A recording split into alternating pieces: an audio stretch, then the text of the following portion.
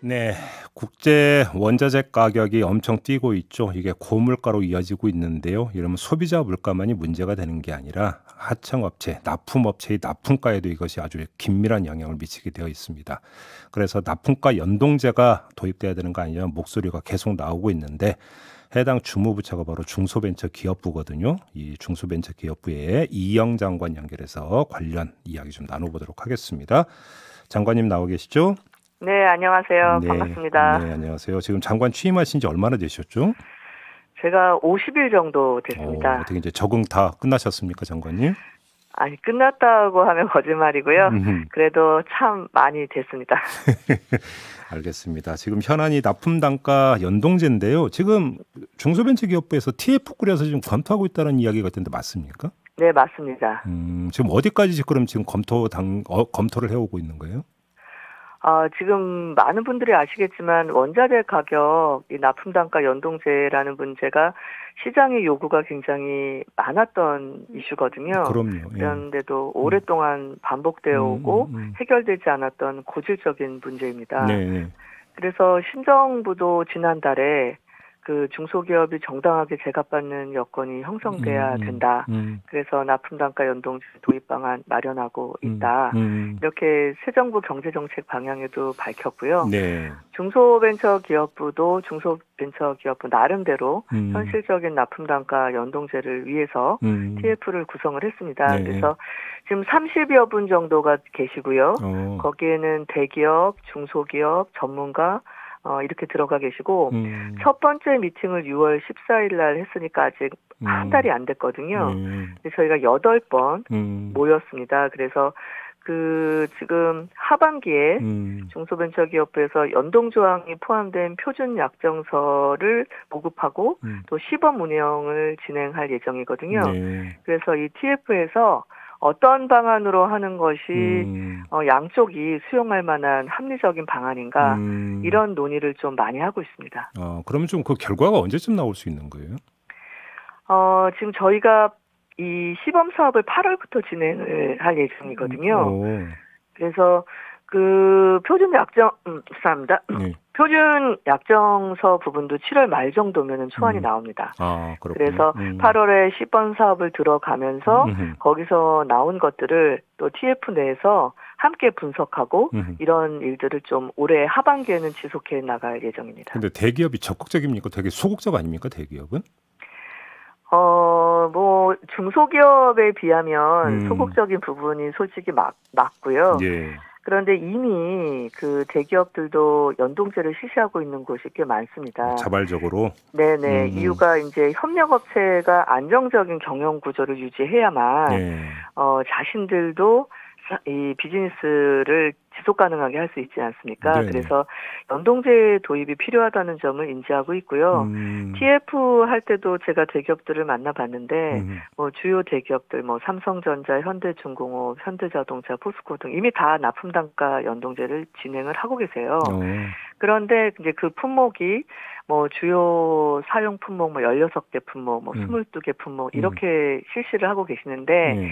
그럼에도 불구하고 시장에서는 좀 품목을 더 확대해 주는 문제, 음, 그리고 실제 연동제를 도입하고 있는 대기업의 수가 너무 적은 문제, 예. 그리고 실시한다 하더라도 조금 더 폭넓게 중소기업 입장에서 고려되는 부분이 부족한 것 음, 같다라는 얘기들을 많이 하고 예, 있어요. 예. 그래서 중소벤처기업부에서 가장 큰 목표는 연내에 음, 좀 대부분의 대기업에서 네. 중소기업에게 납품단가 연동을 계약서에 명시를 해서 진행해 주기를 희망하고 있기 때문에 연내. 예, 예. 네네.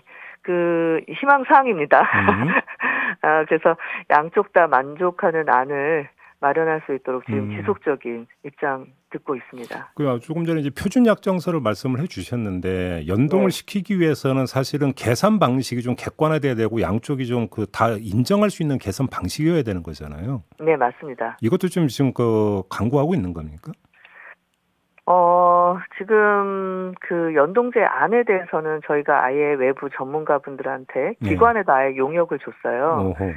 왜냐하면 이게 산업군별 그리고 품목별로 몇 퍼센트 인상이 위협적인가가 사실 다 상이합니다. 그렇죠. 예. 그렇다고 해서 너무 그 포괄적인 것만 담아서 강제성이 없게 되면 이게 화려하기는 하지만 또 실행력에 문제가 있거든요. 네네. 그래서 그 중도안이 뭐인가를 지금 용역을 준 상황이고요. 근데 제가 장관이 되기 전에 제가 국회의원으로 국회를 있었는데 네네.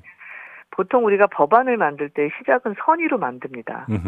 그런데 충분한 논의를 거치지 못하고 또 현장의 목소리를 담지 못했을 때는 이 선의로 시작한 법안이 대부분 규제가 돼서 양쪽이 다 피해자가 되는 경우를 저는 굉장히 많이 봤습니다. 네. 그래서 그 시장에서는 뭐 권고안이나 뭐 이렇게 중재안이 작동이 된 적이 없으니 법으로 이번엔 강력하게 해주십시오라는 목소리가 너무 강합니다. 네네. 그런데 그 목소리를 담아야 된다라는 것은 중소벤처기업부도 동의를 하지만 그 강력함을 구체화로 잘못 담으면 이것이 나중에는 또 다른 문제가 될 걸로 보고 있습니다. 그래서 어떤 범위까지를 구체화하는 것이 바람직한 것인가를 TF도 만들고 용역도 주고 그다음에 8월부터 시범사업도 20개에서 30개 업체가 대상이 될 거거든요. 그래서 그 과정을 통해서 도출해내는 거, 이 부분이 강력하게 진행을 하겠다라는 중소벤처기업부의 입장을 전달하는 것만큼이나 다른 한쪽에서 신경 써야 될 내용적인 부분입니다. 알겠습니다. 아무튼 일정표는 8월 중에 시범 실시, 그다음에 연내에 전면 실시 이렇게 이해를 하면 되는 겁니까? 근데 이제 워낙 기업 수가 많아서요. 그 네. 일정으로는 되지 못할 거고요. 8월에 이제 사전 준비 셈이죠. 네. 20에서 30개 업체를 대상으로 이제 시범 운영하면서 중소벤처기업부가 만든 표준 약정서의 내용들 그리고 이런 것들을 집행하는 것에 대한 어떤 가이드북 네. 이런 것들을 가지고 이제 설명회를 시작을 합니다. 예. 그리고 업종별 간담회도 하고 참여 대상 선정 방식 또 참여한 기업들 간의 인센티브 이런 부분을 하다 보면 올해가 다 갈 건데요.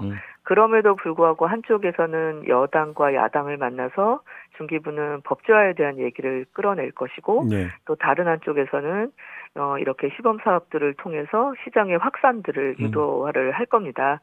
그리고 내년 초 정도에 자율추진 협약식을 이제 릴레이 방식으로 대기업들 하고요. 또 올 하반기에 했었던 그 연동 시범사업 실적들 네. 이런 것들 확인하고 또 실태조사도 해야 되거든요. 네. 성과 분석도 하고.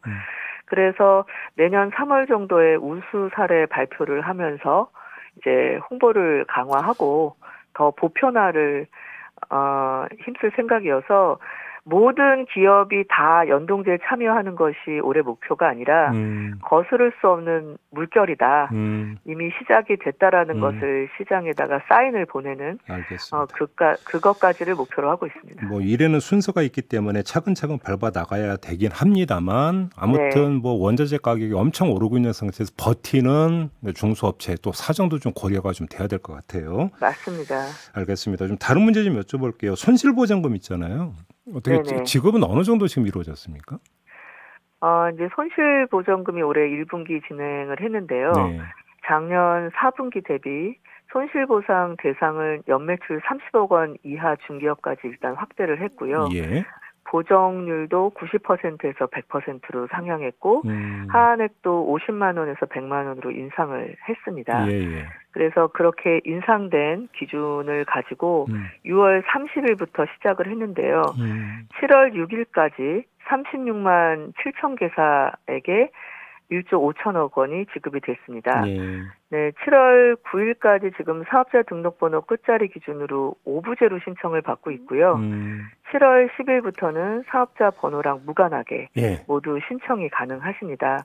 그리고 온라인 신청이 어려우신 분들은 다음 주 월요일입니다. 7월 11일부터 사업장 인근의 시, 군, 구청에서 오프라인으로 신청을 하실 수가 있으십니다. 알겠습니다. 근데 지금 관련해서 이 코로나 여파로 인한 자영업자나 소상공인에게 또 하나 중요한 문제가 이 대출 문제라고 하던데요. 네네. 지금 한 뭐 그 규모가 한 120조 된다 이런 뭐 집계도 있는 것 같은데 10월인가 이때 되면 그 대본이 만기가 돌아온다고 하는데 네네. 혹시 만기 연장이나 저리로 대환해 주는 문제를 기재부나 이런 쪽하고 좀 협의를 좀 하고 있습니까? 네, 협의를 하고 있습니다. 이제 9월까지 연장이 되어 있고요. 예. 이제 한 차례 6개월 연장을 한 겁니다. 9월까지군요. 9월. 네, 네. 이제 그러니까 지금 말씀하신 대로 9월이 끝나면 10월부터 어떻게 되느냐에 대한 이슈가 있는데, 그러니까요. 이 부분을 지금 앵커님 말씀 주신 거대로 연착륙을 시켜야 되기 때문에 기재부랑 얘기를 하고 있습니다. 이게 코로나가 끝나도 코로나를 2년 동안 관통이 오면서 있었던 피해가 있으신데 아시는 것처럼 지금 3고가 시작됐잖아요. 그러니까요. 고물가, 고금리, 고환율 하다 보니까 이게 코로나가 완전히 종식되지 않은 상황에서 또 경제 침체 위기가 발생할 확률이 굉장히 높아지니까 중소벤처기업에서는 이 소상공인 분들을 어떻게 보호를 해야 되느냐라는 문제가 지금 장관님 주요 좀 마무리 좀 해주셔야 됩니다. 네, 문제입니다. 그래서 그 아주 저리로 연착륙할 수 있는 금융 방식들을 만들어내고 있습니다. 아, 협의 중이다. 네네. 좀 결과 좀 나오기를 좀 기대하면서 오늘 인터뷰 마무리해야 되겠네요. 고맙습니다. 알겠습니다. 네, 감사합니다. 네, 지금까지 중소벤처기업부 이영 장관과 함께했습니다.